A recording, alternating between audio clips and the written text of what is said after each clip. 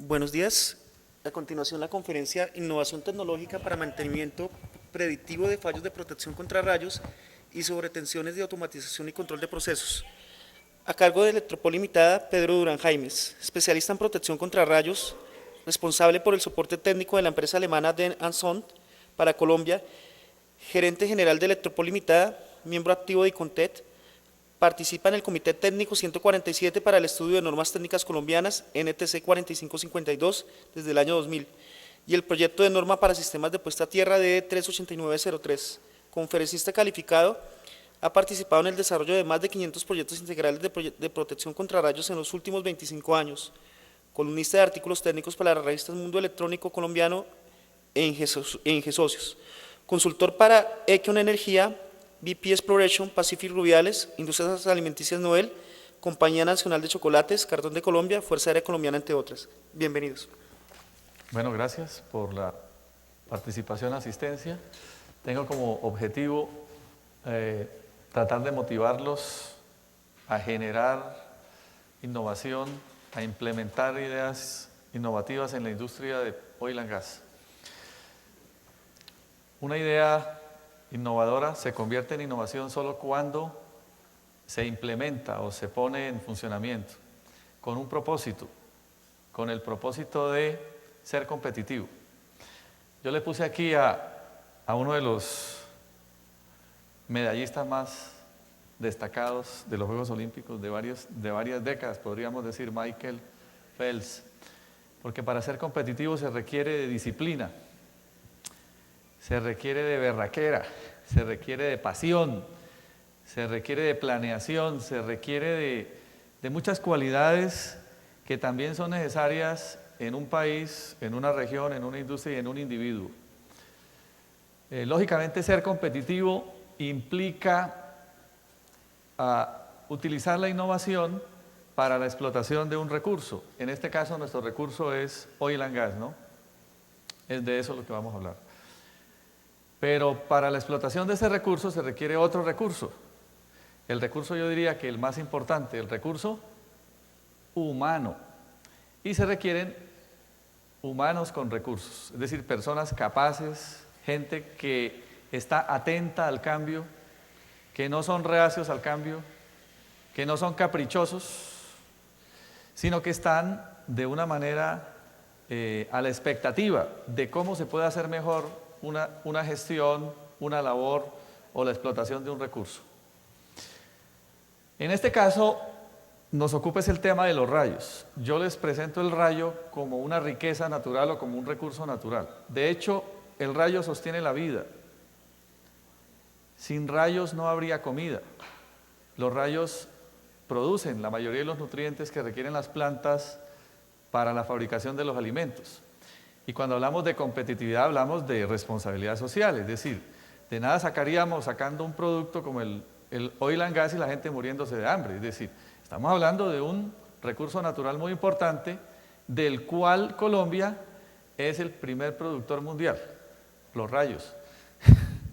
Colombia tiene 3 océanos, el Pacífico, el Atlántico y el Amazonas.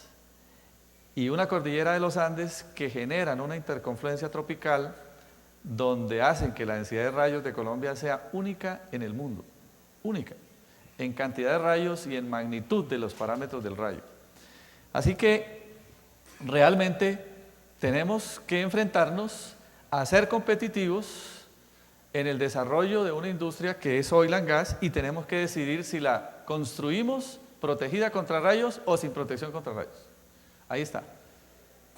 Es una decisión que implica no solamente el utilizar bien un recurso, el conseguir una explotación de un bien de una manera eficiente, eficaz, sino que también implica leyes y normativa, implica todo un proceso de ingeniería nuevo, que para muchos es nuevo, ¿no?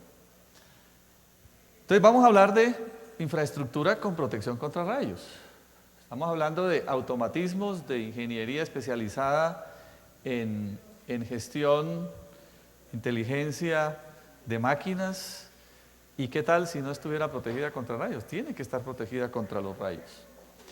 Entonces, cuando hablamos de software, integramos máquinas, integramos equipo electrónico, pues tenemos que integrar protección contra rayos. Es impensable un centro de explotación petrolera, una refinería, una planta de gas sin protección contra rayos. Impensable, eso no tiene otra explicación. Entonces, la idea innovadora de mantenimiento predictivo de fallos en la protección contra rayos nace de una necesidad. Yo pretendo mostrarles como la historia de cómo ha sido el desarrollo de la protección contra rayos en los últimos 40, 50 años. Ustedes vean cómo ha evolucionado esto. Pero todo parte de una necesidad, es decir, nace la necesidad del alimento. El hombre sale en la década del arco y la flecha, sale a buscar alimento con un arco y una flecha. Pero después pasamos a la década de la maquinaria industrial. Con una máquina ya podíamos producir alimento para millones de personas.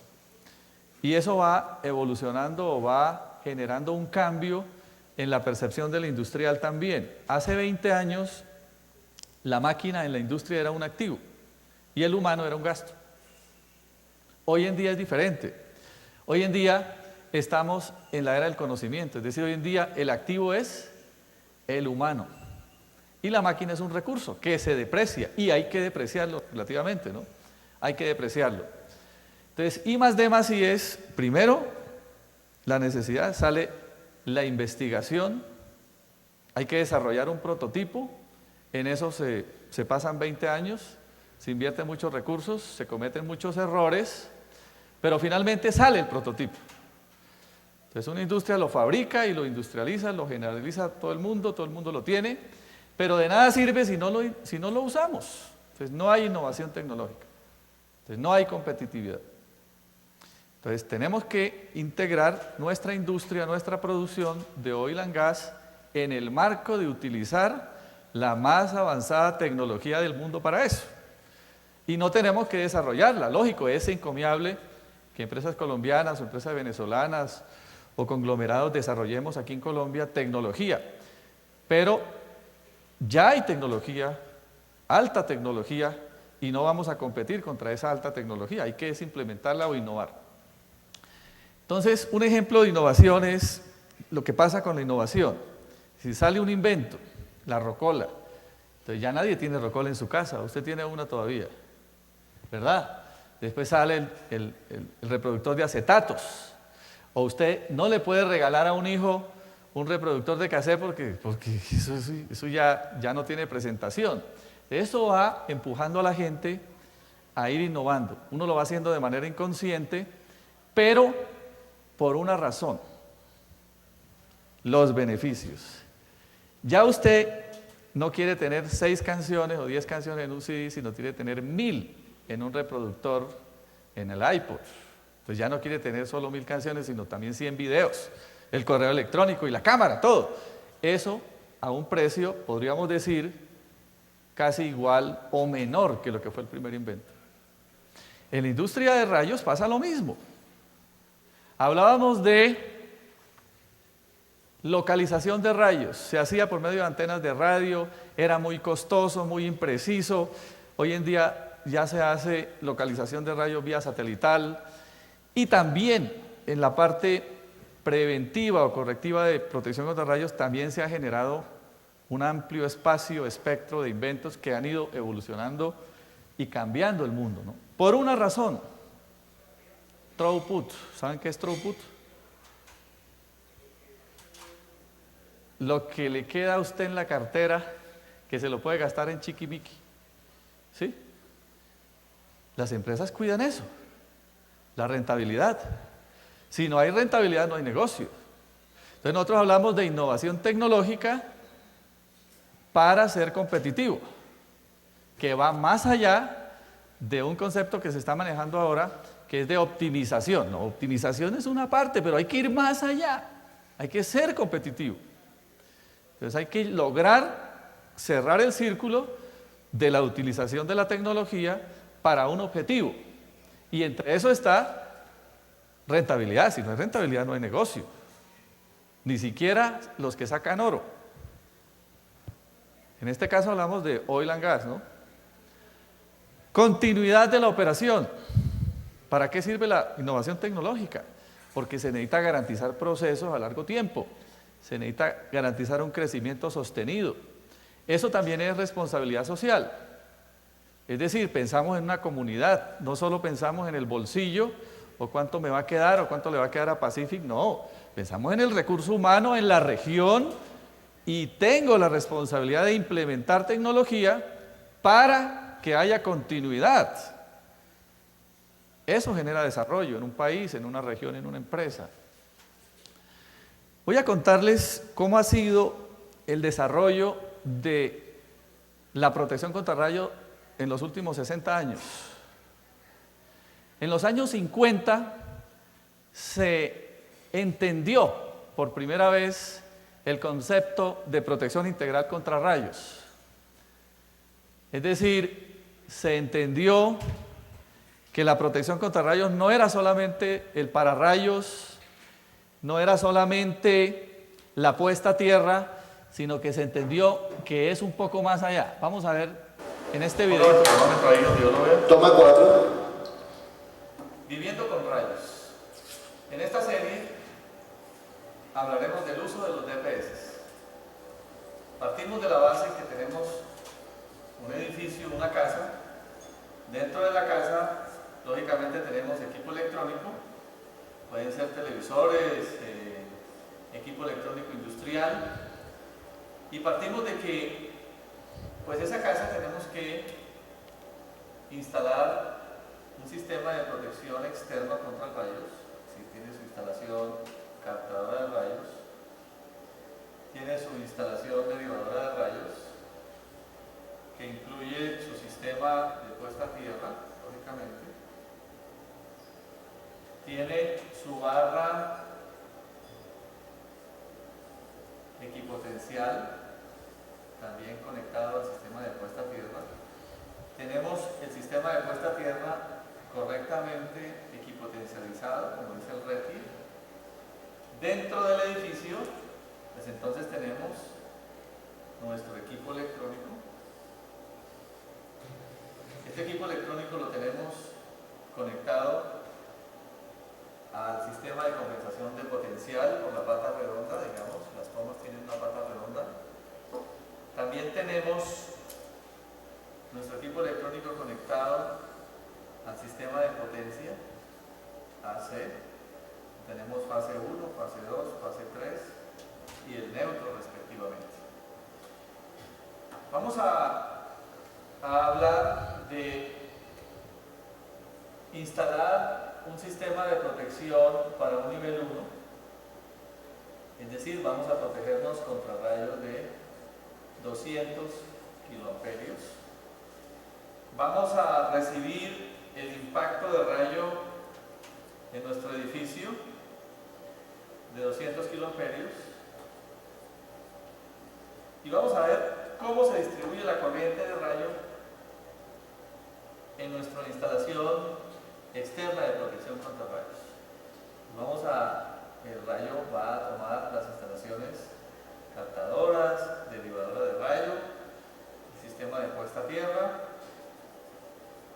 En el sistema de puesta a tierra, lógicamente, encontramos que el rayo sube por la barra de compensación de potencial y llega a nuestro equipo electrónico.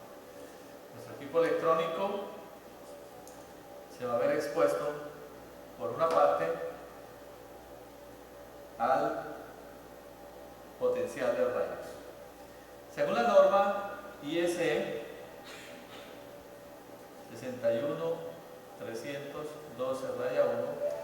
la corriente de rayos se distribuye un 50% de la energía de rayo sube hacia adentro del edificio y el otro 50% de la energía de rayo se disipa de forma segura en el sistema de puesta a tierra. Estamos hablando que aquí también habrá un 50% de esa energía de rayo. Es decir, dentro de la instalación de potencia vamos a tener fluyendo hacia el equipo electrónico el 50% de la energía del rayo. Si estamos hablando, tomando como referencia la resistencia ómnica de la toma de tierra 1 ohmio, estaríamos hablando que el 50% de 200 es 100, tendríamos en este lado una línea de alta tensión de 100 kilovoltios. Y por el lado de la toma de energía para nuestro equipo electrónico, tendríamos que pensar que la referencia óhmica del secundario del transformador no es un ohmio, pudiera llegar a ser 6 ohmios. En el caso de que fuera 6 ohmios, tendríamos 600 kilovoltios en este lado de la instalación eléctrica que conecta el equipo electrónico. Estamos poniendo nuestro equipo electrónico en un arco eléctrico, digamos, estaremos destruyendo nuestro equipo electrónico completamente. ¿Cómo hacemos para proteger nuestro equipo electrónico? ¿Qué idea podemos tener para proteger nuestro equipo electrónico? Bueno, tenemos que usar DPS. Los DPS van a tener un trabajo muy especial para evitar la destrucción del equipo electrónico. ¿Cómo utilizamos los DPS? Bueno, vamos a instalar el DPS en la cometida de potencia. Lo conectamos a nuestro sistema de puesta a tierra, lo referenciamos a la toma de compensación de potencial y veamos cómo la corriente de rayo fluye, en vez de fluir hacia dentro de la instalación, fluye a través del DPS y evitamos que nuestro equipo electrónico sea destruido. Esto hace indispensable el uso de los DPS, que actúan como un interruptor. En el momento del impacto del rayo, este interruptor se cierra, haciendo que la corriente de rayo fluya hacia la toma de tierra, generando una correcta compensación de potencial. Eso hace indispensable el uso de los DPS. Entonces, en los años 50 se comprendió que los equipos electrónicos se seguían quemando y que era necesario suplir esa necesidad, y se logró a través de un invento. Entonces nació el primer descargador de sobretensión en 1952. Pero en los años 70, en los años de la discoteca, ¿recuerdan eso? Empezó una familia de descargadores de sobretensión. Entonces ya se tenían protecciones en potencia con descargadores de sobretensión, protecciones en líneas de transmisión de datos para los primeros centros de automatización y control, y se generó todo un desarrollo tecnológico en el campo de protección contra rayos. En los años 80 aparecieron los computadores. De pronto recuerdas su máquina ya, su tremenda máquina, con una pantalla, con la memoria, 4 megas de memoria el equipo, ¿no? Pero la industria empezó a llenar las oficinas de equipos electrónicos y tuvo que suplirse. Entonces empezaron las redes LAN, la categoría 3, la categoría 5, la categoría 6, y hubo que suplir esas necesidades también con descargadores especiales para la protección contra rayos y sobretensiones de estos elementos. En los años 90 entramos en la era de la comunicación. Pasamos de los radios a los celulares y hubo que desarrollar tecnología para proteger contra los rayos las estaciones de celulares. Imagínense, las torres de comunicación en los cerros, y en los cerros ¿qué hay? Rayos. Entonces instalaban un nodo y se quemaba. Surgió la necesidad de innovar, de inventar, de desarrollar, hasta que se logró. Entonces, en los años 90 nació el primer descargador contra rayos y contra sobretensiones, porque el que se inventó en los años 50 se quemaba también. Entonces nació un descargador que no se quema con los rayos, es decir, el rayo venía, se derivaba de forma segura a tierra, la estación sobrevivía, allá arriba sobrevivía la estación. En los años 2000 pasamos de 128 kbps, ¿sí? El módem hacía un ruido como cuando uno está enfermo del estómago, y entonces eso amplió un espectro de soluciones en el área de automatización y control. Entonces vinieron todos los protocolos de señal de redes, Profibus, Modbus, HART, etcétera, ya en un medio que se puede meter, digámoslo así, comunicación a través de Internet. Para eso también se siguieron inventando cosas y se siguieron aumentando a la altura de las necesidades de estos equipos, puesto que el aislamiento de ellos empezó a ser más pequeño, equipos más pequeños, más compactos, hubo que hacer descargadores de sobretensión más finos, es decir, más potentes y que garanticen que el equipo electrónico final no se dañe, para que no se paren las comunicaciones. Yo me acuerdo que veíamos televisión por allá en los años 80 y nos quedábamos 2, 3 días sin televisión. Cayó un rayo, se quemó la repetidora y había que mandar a un tipo hasta el Cerro Kennedy para que cambiara los radios, duraba 3 días. Entonces todo eso cambió, porque se le metió protección contra rayos innovadora, entre otras cosas, aparato que no se quema con los rayos. Estamos en la era satelital, entonces las comunicaciones, el mundo se interconectó y se interconectó en el área industrial también. Ya hoy en día tenemos centros de control donde se puede ver un proceso casi completo, donde se desarrollaron miles de aplicaciones y de sensores y de algoritmos para poder ver cómo opera el pozo, cómo es el rendimiento, la optimización de todo, y ahí estamos.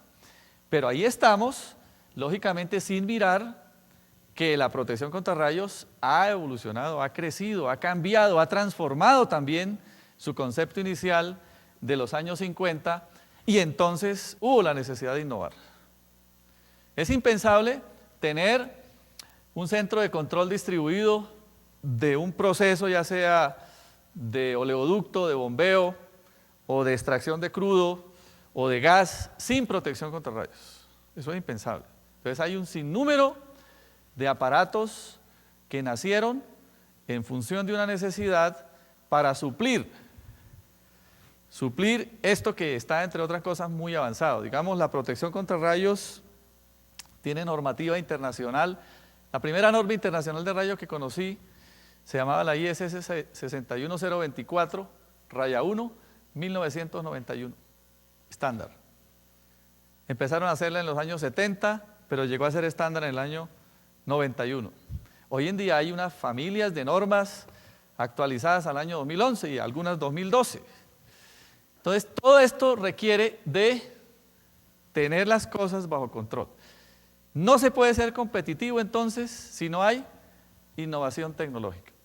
Esa innovación tecnológica en el área de protección contra rayos ha pasado de, digamos, para suplir la protección de las cosas de la automatización, de tener todo protegido, del mantenimiento correctivo al mantenimiento predictivo. Es decir, tenemos un equipo, un sensor en campo, le tenemos un protector, había que esperar que se quemara, separar el proceso para ir a cambiarlo. Eso generaba un sinnúmero de tareas. Imagínese un campo con 1000 señales en un centro de control con 1000 barreras de protección y empieza a quemarse hoy una, mañana la otra y así sucesivamente. Eso se volvió incontrolable. Había que hacer algo. Y lógico, la gente se demoró años trabajando en el asunto. Por eso se presenta como innovación tecnológica para mantenimiento predictivo. Ya no es correctivo ni es preventivo, porque teníamos las barreras en campo y había que mandar a un técnico día a día revisándolas con un tester para ver si eso estaba bien funcionando y eso se volvió inmanejable. Nadie cumplió con eso. Entonces, todavía en el mantenimiento predictivo, aunque está la tecnología, seguíamos apagando incendios. Hubo la necesidad. Esa necesidad se suplió cuando nació Steve Jobs, cuando nació la innovación tecnológica, cuando alguien se puso a cranear cómo solucionar un problema de forma fácil, que sea hundir un botón, que tengas todo sobre la mesa y que usted pueda tener el control de su línea de defensa contra los rayos de un centro de control. Estamos hablando de un sistema de defensa que se parece al del cuerpo humano, ¿no? El del cuerpo humano, su sistema inmune, que construye defensas contra los virus, contra los fallos. En el caso de rayos, son fallos que se presentan por campo electromagnético, que generan acoplamientos inductivos, acoplamientos capacitivos, etc. Pero paran el equipo electrónico. Lo desprograman o lo queman. Entonces, cuando nace el mantenimiento predictivo de fallos en la protección contra rayos, se construyen equipos que permiten ver anticipadamente su estado de sus componentes. Es decir, una barrera tiene un spark gap, un elemento de desacople, un diodo o cualquier otro elemento electrónico, y no se sabía cuándo carajo se iba a dañar esa vaina. Había que desarrollar un sistema que contabilizara o que mirara. Entonces se desarrolló un sistema de control de temperatura sobre la tarjeta electrónica de la barrera. Tiene un microchip, tiene una antena que permite enviar el dato por RFI a un lector que está ahí en el mismo tablero. Y ese lector tiene una interfase que se puede sacar o por el PLC o por un módem inalámbrico y se puede llevar al centro de control y se puede ver en una pantalla. Una berraquera esa vaina. Se acabó el problema de mantenimiento correctivo. Se acabó el problema de mantenimiento preventivo. Y estamos en una era que es a donde tiende todo, mantenimiento predictivo de fallos. Una cosa extraordinaria. Usted no sabe la plata que se ha ahorrado la industria petrolera con eso. Pero yo decía al principio que de nada sirve que exista el invento, que exista la más avanzada tecnología del mundo para hacer eso, si no lo usamos o si ni siquiera sabemos que existe. Estamos fritos. Para ser competitivo hay que estar a la altura de la ciencia, usar la más avanzada tecnología del mundo. Usted no puede andar con un radio de 2 metros aquí, aló, aló, ya está el iPhone, viejo. No le puede regalar a un niño, a su hijo no le puede regalar un Walkman, tiene que regalarle un iPad. Ya ni siquiera se conforma con el iPod, tiene que ser el iPad. Y uno lo ve en los aeropuertos, los niñitos jugando con el iPad. Eso ha pasado en el área de innovación tecnológica de protección contra rayos. Estamos en la cumbre, o iniciando, diría yo, porque se está investigando mucho todavía, el tema de mantenimiento predictivo. 2 casos de éxito, se los voy a contar. BP Exploration, en el año 2000, inició un proceso, digamos, de tratar de cómo minimizar las pérdidas en los pozos de Cusiana, Cupiagua, todo lo que es el piedemonte del Casanare. Caía un rayo, se paraba el pozo. El petróleo estaba a la mitad de lo que vale hoy, pero la hora valía $4.500 de parada de pozo. Para ir a levantar el pozo había que ir con una cuadrilla del ejército. A veces no se podía ir, si el pozo se paraba a las 6 de la tarde, tocaba salir a las 8 de la mañana con una cuadrilla de militares. A veces el pozo duraba 10, 12 horas parado. Y si cayó un rayo, por lo general salían de servicio 3 o 4 pozos. Imagínate la pérdida. Hasta que dijeron, no, esta vaina hay que quitarnos eso. ¿Sabe qué hicieron? Vamos a ver cómo hacen los petroleros en otras partes del mundo. Y se fueron a mirar, y estos tipos tienen eso resuelto hace años. Hagámosle para esa vaina. Montaron la protección, comenzaron en el 2001, se demoraron un año para decidir. Es más, dijeron que ya no la necesitaban. Que eso, eso no lo metamos en ese lío. Pero hubo un desastre donde hubo víctimas, muertos y todo, lamentablemente, y tomaron la decisión, digamos, vamos a jugárnosla. Montaron protecciones, 30% de lo que realmente se requería, y empezaron a cosechar beneficios. Se acabaron las paradas, se acabaron los corre-corres. Ese fue el primer proyecto que hizo BP en todo el mundo, innovación tecnológica de protección contra rayos, cuando no había mantenimiento predictivo de fallos. Solo había barreras de protección convencionales para los datos, la protección del tablero de control PLC, el sensor en campo, las protecciones de potencia, etc. Pero les fue tan bien que generalizaron en todos los proyectos del mundo, plataformas, etc., el proyecto, y Colombia fue pionero en eso. Hoy en día estos campos están administrados por Equion, hemos estado allá con nuestros ingenieros de campo y están funcionando, a pesar de que son barreras que se instalaron en el año 2001, funcionan todavía. Pero ¿qué pasó? Nació el mantenimiento predictivo de fallos en sistemas de protección contra rayos. Hace 2 años. ¿Qué dijo BP? BP es dueño de la refinería Bayer Oil en Alemania, en una ciudad que se llama Stahl. Tienen refinería, refinan 10 millones de toneladas al año de petróleo, producen gasolina de avión, producen diésel, producen materias primas para productos farmacéuticos, etc. Y tienen un oleoducto hasta un pueblo que se llama Bornholm, y allí 150 kilómetros de oleoducto. Entonces tienen refinería más oleoducto. ¿Estamos? Y ellos también tenían desde el año 2006 o 2007 que habían implementado la protección contra rayos, digamos, a un nivel de lo que se conocía como lo que se estaba disponible en esa época. Pero salió mantenimiento predictivo de fallo, ¿y qué hicieron ellos? Inmediatamente. Las empresas que explotan petróleo, que están arriba, campeones olímpicos como Michael Phelps, están así al cambio. Sale algo y enseguida se las ponen. Ahorran muchísimo dinero, son competitivos, tienen grandes beneficios.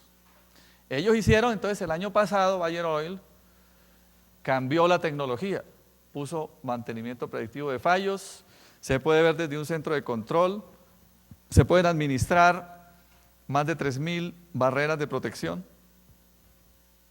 Es decir, cuando la barrera tiene su vida útil, digamos, cumplió su vida útil, hay una alarma que dice cámbiame, todavía no ha dejado de funcionar. Entonces se programa la tarea y lógicamente las tareas de mantenimiento son mucho menores, la seguridad en la confiabilidad de la operación de la refinería es extraordinaria. Aquí en Colombia también, Equion ya empezó a instalar sistemas con la capacidad de mantenimiento predictivo de fallos. Como yo les decía, ahora viene un espacio de preguntas que tienen que ver con las ganas de hacer innovación, de ser competitivo en el campo de protección contra rayos con mantenimiento predictivo de fallos para sistemas automatizados. ¿Qué quieren preguntar? Estoy a sus órdenes.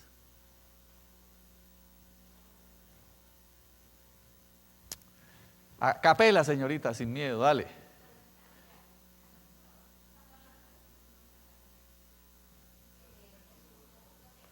Sí, vamos a ponerle un micrófono porque de verdad no se oye. Tenga la bondad, sí. ¿Cómo es su nombre? ¿De dónde viene? Mi nombre es Diana Orjuela. Me gustaría saber, cuando hablamos de protección, que habla de un mantenimiento predictivo, que tiene comunicación con el sistema de control, no entiendo muy bien la referencia, o sea, tenemos una especie de barrera, listo, para hacer la protección contra transiente, pero ¿cómo va la salida del sistema de control? Es decir, ¿tiene un contacto que avisa que hubo fallo o cómo es la comunicación al sistema de control? ¿A qué se refiere con ese aspecto? Bueno, excelente pregunta, ¿no? Tenemos la barrera.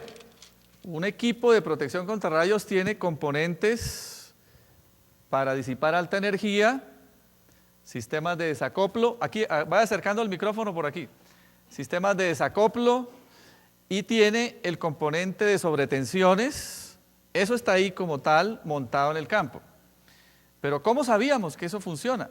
¿O cómo sabemos que eso funciona? Tuvieron que meterle en la innovación tecnológica el sistema que vea el estado real del aparato. Y eso se ve por medio de control de temperatura.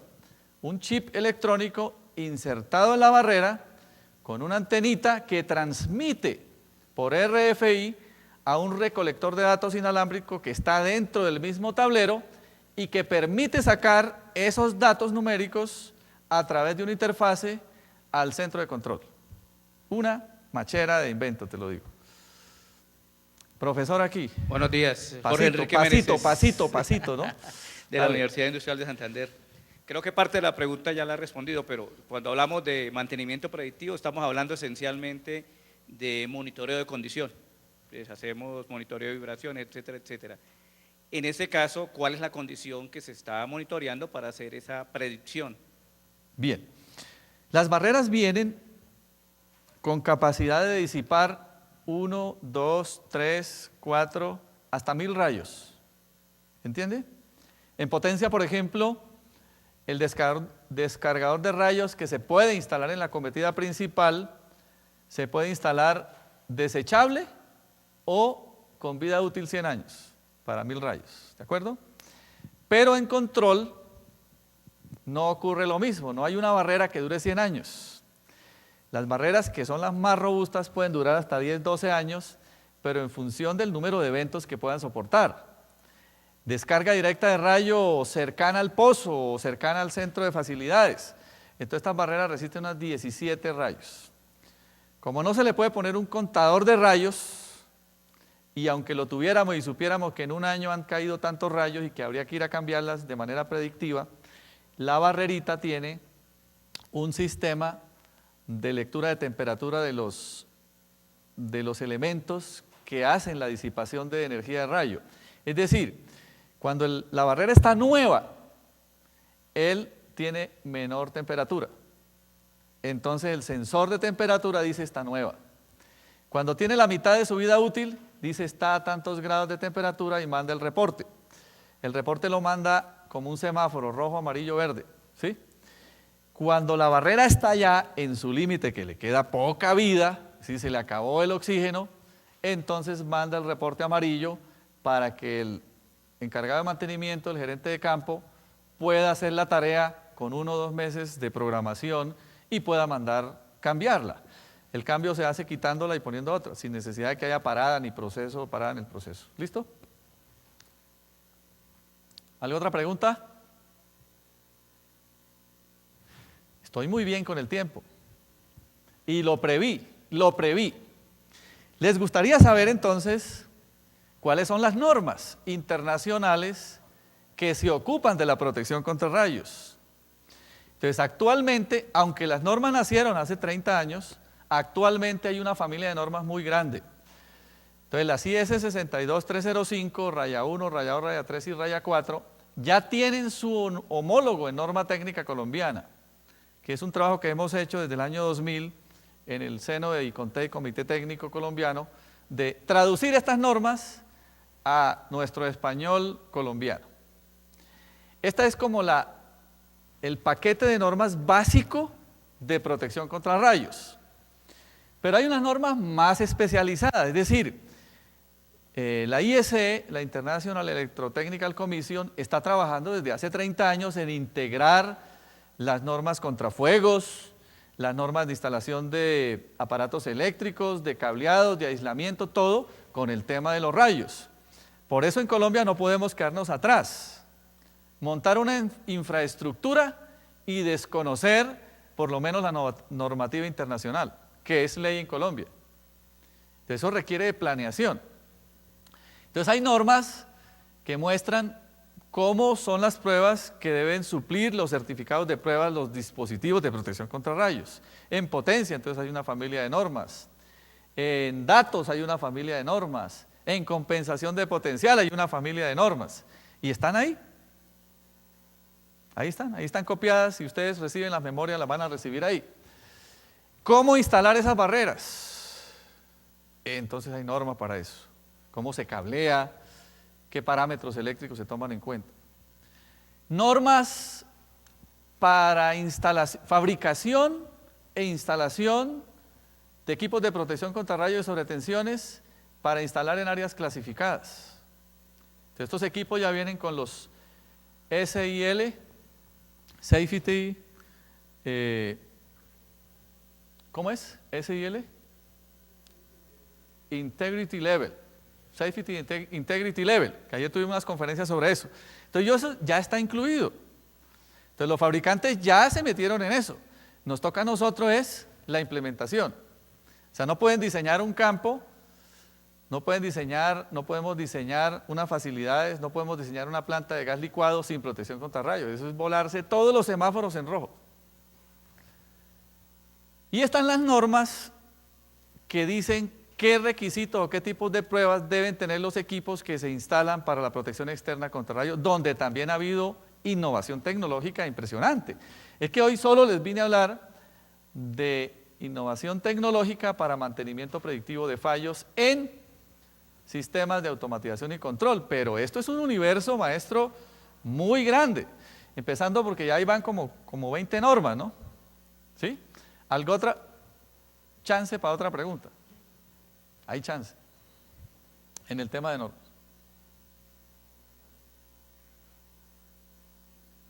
Entonces, una reflexión. Esta reflexión la podemos discutir.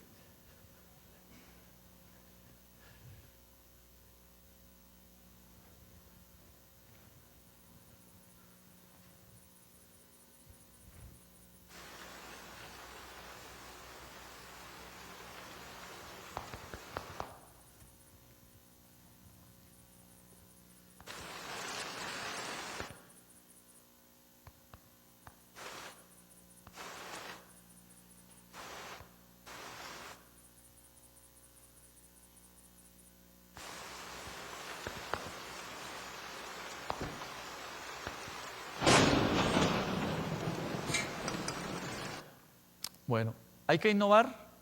Entonces yo le hago preguntas a ustedes, si ustedes no hacen las preguntas. Contésteme, ¿por qué o qué relación hay entre la innovación tecnológica y la competitividad?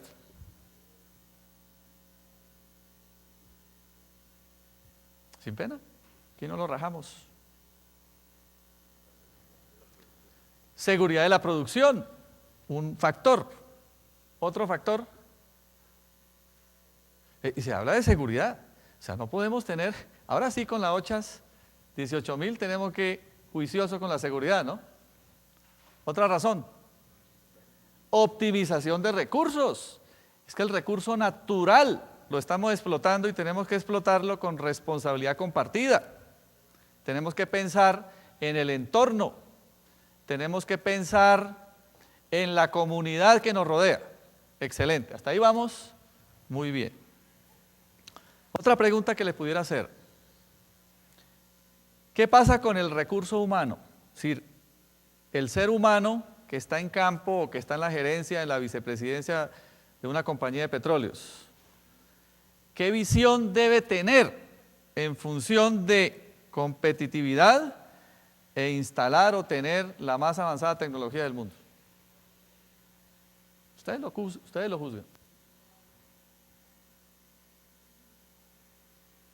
¿Captaron? Estoy explotando un recurso. ¿Lo puedo explotar con arco y flecha? ¿O tengo que apuntar a dónde? ¿Ah? ¿A dónde tengo que apuntar? ¿A dónde? Alta tecnología. Es que se vive en la casa, en el uso doméstico, todo, hermano, lo vivimos. ¿Ya? Ahí es donde tiene que apuntar, ¿no? ¿Cuáles serían las consecuencias que usted ve desde su óptica ahí? El no ser innovadores, no usar la tecnología, la alta tecnología, la más alta tecnología. Consecuencias. Pérdida de confiabilidad, competitividad, ¿qué más?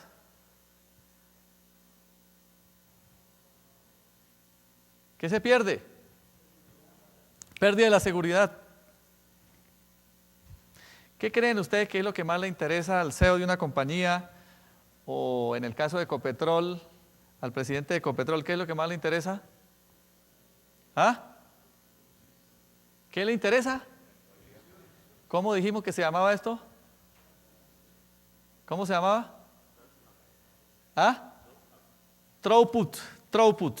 Los gringos le llaman esto throughput. Es decir, la plata que usted se puede gastar en chiquimiqui.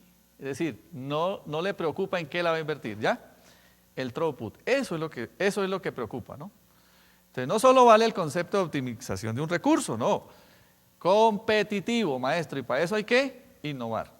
Muchas gracias.